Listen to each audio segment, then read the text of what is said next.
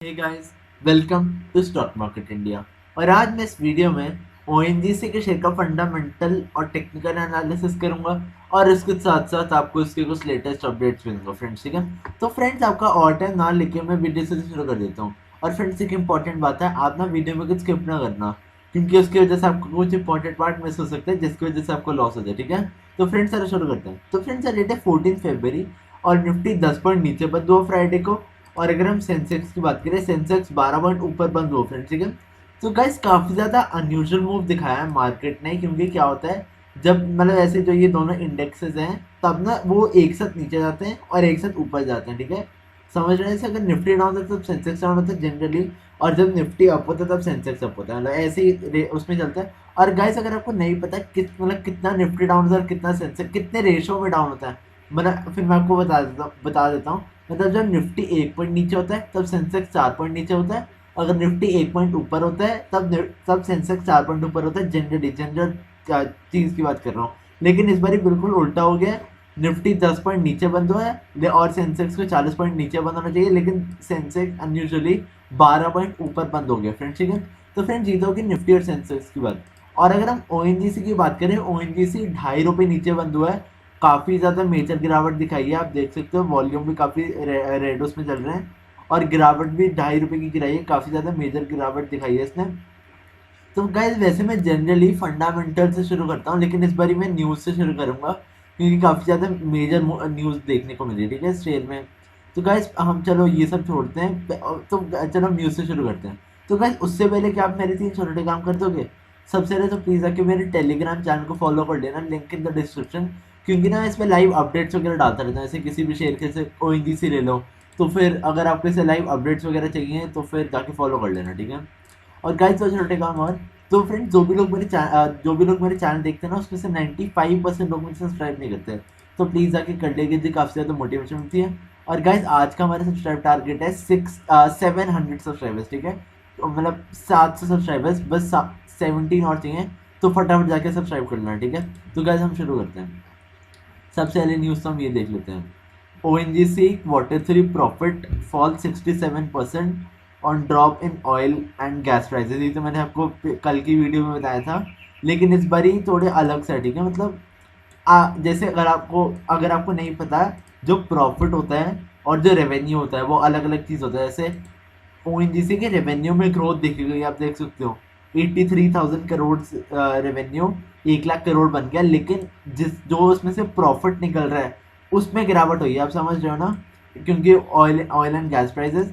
और गैस दूसरी न्यूज़ है, ONGC takes leave out of Reliance's book float subsidiary to buy own gas. मतलब जो चीज़ रिलायंस की प्ले बुक करती थी, ओएनजीसी ने क्या किया, वो जो खुद गैस बनाता है, खुद ही एक सब्सिडरी बनाई और खुद ही के गैस को खरीदने के लिए वो सब्सिडरी बनाई। आप समझ रहे हो ना, जो चीज़ रिलायंस करता था पहले, उन ओएनजीसी एक तरह से रिलायंस से कम्पीट करना चाह रहे। ठीक है, और गैस तीसरी न्यूज़ आई है कि ओएनजीसी ने, चलो ये तो प्रॉफिट हो गया था, मैंने आपको कल भी बताया था, लेकिन ये मैं एक बार आपको फिर से बताया था कि ओएनजीसी ने डिविडेंड अनाउंस किया है। फिर से रिपीट कर रहा हूँ, 1.75 रुपीज़ पर शेयर का डिविडेंड अनाउंस किया। ठीक है, काफ़ी ज़्यादा मतलब ठीक ठाक डिविडेंड दिया है। तो गाइस जिन भी लोगों को मतलब ऐसे डिविडेंड कमाना है, तो फिर वो आप अभी ये स्टॉक खरीद लो, क्योंकि इसका रिकॉर्ड डेट है 20 फरवरी। ठीक है, तो फ्रेंड्स ये सारी तो होगी ये मतलब ये न्यूज़ वगैरह होगी। तो गाइस एक बार हम इसके रेवेन्यू की तरफ चलते हैं। तो गाइस रेवेन्यू में फिर से इंक्रीज देखा गया है। आपको देखिए रहे कि 1 लाख करोड़ है अभी रेवेन्यू है। और गाइस अगर आपको इसमें से 2-3 चीज़ें बताता हूँ, तो गाइस जो ये बुक वैल्यू पर शेयर है, ये मैं आपको जनरल बातें बता रहा हूँ, फंडामेंटल तो एक बार छोटी छोटी बता देता हूँ। ठीक है, तो गाइस ये जो डिविडेंड यील्ड है ये तो आपको पता है। तो गाइस हाँ चलो एक छोटी सी बात है।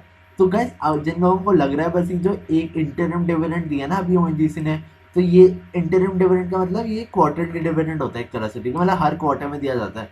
तो अभी ओएनजीसी का इस साल एक और डिविडेंड आएगा, जिसे हम कहेंगे फाइनल इंटरिम डिविडेंड। ठीक है, ये क्वार्टर इंटरिम डिविडेंड है। ठीक है, एक और डिविडेंड निकल के आएगा, मतलब ठीक है, आप समझ गए ना।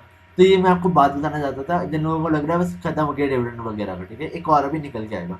और गाइस अब मैं आपको डिविडेंड डील बताता हूँ, मतलब डिविडेंड डील क्या होती है वो तो आपको समझ आ ही गया होगा। कंपनी थोड़े पैसे देती है सीधा पर शेयर के हिसाब से। वो एक होता है रिकॉर्ड डेट, होता है आपको रिकॉर्ड डेट से पहले लेना पड़ेगा शेयर, जो इस पर्टिकुलर शेयर का ओएनजीसी का 20 फरवरी, ठीक है, मैं बता देता हूँ आपको। आपको 20 फरवरी से पहले स्टॉक खरीदना पड़ेगा, तभी आपको डिविडेंड वगैरह मिलेगा, ठीक है। और गाइस बुक वैल्यू बता देता हूँ। बुक वैल्यू होता है ना, जितनी भी कंपनी का पैसे हैं माइनस जितना भी डेप्ट है, हर कंपनी के ऊपर डेप्ट होता है थोड़ा, तो फिर तब पर शेयर की कितनी वैल्यू निकलती है उसे हम कहते हैं बुक वैल्यू पर शेयर, ठीक है। और गाइस अगर हम टीटीएम पीई और सेक्टर पीई की बात करें तो इस स्टॉक का इस समय क्या समझ आता है कि शेयर ओवर वैल्यूड या अंडर वैल्यूड। अगर टीटीएम पी सेक्टर पी से ज़्यादा हुआ उसका अंदर स्टॉक ओवर वैल्यूड, अगर सेक्टर पी टीटीएम पी से ज़्यादा हुआ उसका अंदर स्टॉक अंडर वैल्यूड, ठीक है। और ये स्टॉक काफ़ी ज़्यादा ओवर वैल्यूड है अगर इसके हिसाब से देखें, लेकिन बुक वैल्यू के हिसाब से कम है, तो फिर बुक वैल्यू का ज़्यादा प्रभाव होता है, मतलब इस चीज़ में ज़्यादा इन्फ्लुएंस करता है वो। और गाइस इस इतना ज़्यादा भी नेगेटिव पॉइंट नहीं है, क्योंकि ना एनालिस्ट वगैरह इसको काफ़ी अच्छी रेटिंग देते रहते हैं, मैंने आपको बहुत सारी पिछली वीडियोस में बताया है। तो फिर ये इससे इतना ज़्यादा हमें फ़र्क नहीं पड़ता ना, थोड़ा नेगेटिव पॉइंट तो है लेकिन इतना ज़्यादा नहीं है। सॉरी। और फ्रेंड्स अगर हम इसका मार्केट कैप देखें, मार्केट कैप भी इसका काफ़ी ज़्यादा बढ़िया है, 1,22,000 करोड़ के ऊपर का मार्केट कैप है। तो गाइस मैं आपको एक बार बताता हूँ इसके नेगेटिव पॉइंट्स और पॉजिटिव पॉइंट्स क्या है। तो पॉजिटिव पॉइंट्स ये हैं कि काफ़ी ज़्यादा वो स्टेबल कंपनी है, मतलब काफ़ी पॉजिटिव ग्रोथ दिखाती रहती है। जैसे इस बारी भी इसने रेवेन्यू में ग्रोथ दिखाया, लेकिन प्रॉफिट में नहीं दिखा पाई। एक बार मैं वो भी पॉइंट एक्सप्लेन कर देता हूँ। क्योंकि ना जो ऑयल एंड गैस प्राइस में तो नेगेटिव नेगेटिव गिरावट देखी गई है, इसलिए ज़्यादा प्रॉफिट नहीं निकाल पाए, लेकिन रेवेन्यू में ग्रोथ देखा गया इसमें। और गाइस सेकंड ये थोड़ा ये आपको इसका नेगेटिव पॉइंट बताता है, इतना बड़ा मार्केट कैप का नेगेटिव पॉइंट क्या है। जैसे ना अगर कोई 100 करोड़ की कंपनी, ठीक है, वो 200 करोड़ की बहुत आराम से बन सकती है, आप समझ रहे हो ना। 100 करोड़ को 200 करोड़ करना थोड़ा ईजी होता है, लेकिन 1,22,000 करोड़ को 2,44,000 करोड़ करना काफ़ी ज़्यादा मुश्किल होता है। आप समझ रहे हो ना कितना ज़्यादा ऐड करना है। 100 तो 200 कर ले, लेकिन 1,22,000 को 244 करना कितना ज़्यादा मुश्किल है, ये थोड़ी नेगेटिव बात होती है। और गाइस अगर हम इसके टारगेट की बात करें, इसके टारगेट भी काफ़ी बढ़िया हो सकते हैं अगर आप भी थोड़ा नीचे परचेस करें, क्योंकि ना अभी नीचे तो गिरेगा ही है, फॉर श्योर है ये। तो फिर आपको देखो क्या करना चाहिए। जैसे ना आपको बेस्ट एंट्री रेंज होगी आपकी, एक बार मैं आपको चार्ट वगैरह दिखाता हूँ। आपने नीचे मतलब थोड़ा नीचे आएगा, आप उसके हिसाब से देख लेना, लेकिन अगर इस लेवल पे आता है तब आपको क्या करना है, ठीक है। आपने एंट्री रेंज 94.35, ये तीन आपके टारगेट हो गए, ये आपका स्टॉप लॉस हो गया, ठीक है। अगर गाइस अगर हम वो भी देखें, एक बार हम इसका वो जैसे क्या कहते हैं इसे हम रिवॉर्ड रेशो देखें, रिवॉर्ड रेशो, ठीक है। जैसे अगर आपने यहाँ एंट्री ली, ठीक है, और आपका ये टारगेट है, ठीक है, यहाँ पे ये आपका टारगेट हो गया, ये आपकी एंट्री होगी। तो गाइस रिवॉर्ड रेशो भी काफ़ी ज़्यादा बढ़िया है। अगर हम देखें इसका क्या है, मतलब 2.85 का रिवॉर्ड रेशो है, काफ़ी ज़्यादा बढ़िया रिवॉर्ड रेशो है। अब समझ रहे हो ना कि 5% ऊपर का टारगेट है लेकिन स्टॉप लॉस काफ़ी नीचे है, तो फिर काफ़ी ज़्यादा बढ़िया अगर हम रिवॉर्ड रेशो भी देखें, ठीक है। और गाइस एक बारी मैं आपको फिर से ये एंट्री वगैरह रेंज सिखा देता हूँ। तो गाइस बस 2-3 बातें दिमाग में रखना जब भी आप ले रहे हो, ठीक है, एंट्री वगैरह। तो गाइस हर बारी में जैसे अगर आप 200 शेयर खरीदने की सोच रहे हो, तो ना पहले 100 शेयर लो, बाद में 100 लेना उसके बाद। क्योंकि ना जैसे अगर 100 आपने शेयर ले लिया 94.35, मैं इस रेंज का बता रहा हूँ, एक बार सुन लेना कि मैं इस रेंज का बता रहा हूँ। अगर नीचे आता तब ये रेंज लेना, वरना तो मैं आपको कल वीडियो दे दूंगा कि जिस रेंज में कंसोलिडेट करता है वहाँ के भी दे दूंगा, लेकिन अगर यहाँ गिरता है तब तो आपको ज़रूर एंट्री ले लेनी चाहिए, ठीक है। बस एंट्री लेने जब एंट्री ले रहे हो ना, 2-3 बातें दिमाग में रखना। जैसे समझ लो आप 200 शेयर ले रहे हो, ठीक है, तब ना पहले 100 लेना, फिर बाद में 100 लेना। क्योंकि ना अगर हमने समझ लो 94.35 पे 100 ले लिया, ठीक है, सॉरी मैं मुझसे ना गलती स्टॉप लॉस पे गलत हो गई, 92.25 था, ठीक है। जैसे अगर आपने 100 ले लिए 94.35 पे, ठीक है, और लेकिन आपने ना अगर स्टॉक ऊपर जाता है फिर तो आप फेवर में ही हो, लेकिन अगर स्टॉक नीचे आता है फिर आप फिर से एंट्री ले लो ताकि आपकी अच्छी खासी एवरेज बन जाए, ठीक है। ये तो फर्स्ट पॉइंट हो गया। और गाइस आपने ना पूरी की पूरी कैपिटल इस स्टॉक में नहीं रखनी, किसी भी स्टॉक में नहीं रखनी चाहिए, ऐसे डाइवर्सिफाई करके रखा करो। थोड़ा सा रिलायंस, थोड़ा सा टाटा, जैसे कुछ भी बड़ा आपको प्रॉफिट हो ही हो, क्योंकि कुछ ना कुछ तो गिरेगा ही। तो फिर क्या पता आपको वही स्टॉक आपने लिया हो, तो फिर आपको डाइवर्सिफाई करके रखना चाहिए। और फ्रेंड्स 2-3 बातें और, अगर कोई भी स्टॉक के बारे में बैड न्यूज़ आए तब आपको स्टॉक नहीं लेना। जिस जो ये स्टॉक के बारे में आ गई है बैड न्यूज़ तो आ गई है, लेकिन ये थोड़ा अच्छा स्टॉक है क्योंकि ना इसलिए डिविडेंड भी दे रहा है हमें। तो मैं तो डिविडेंड के लिए लूँगा कल इसमें एंट्री, क्योंकि मुझे वो 2 रुपीज़ सही है पर शेयर, ठीक है। क्योंकि मैंने इसमें पहले भी एंट्री ले रखी है, तो फिर और लेने में मेरा तो ज़्यादा जान नहीं रहा। आपके अलग थॉट्स होंगे, ठीक है।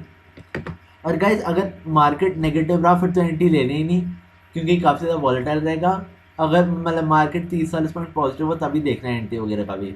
और गाइज अगर जैसे मार्केट खुला 9:30 बजे, तब नहीं अपनी एंट्री लेनी, आराम से 12-1 बजे सेटल होने दो मार्केट को, फिर आराम से एंट्री लेना, ठीक है।